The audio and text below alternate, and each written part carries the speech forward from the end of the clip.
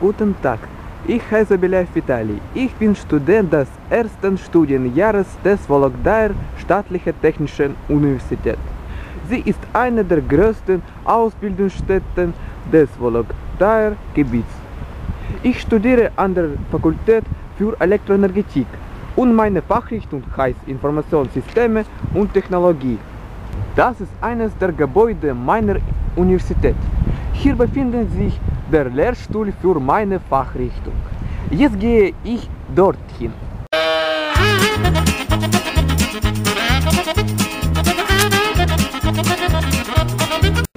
Also, die Fachrichtung Informationssystem und Technologien war am 5. März 1994 gegründet.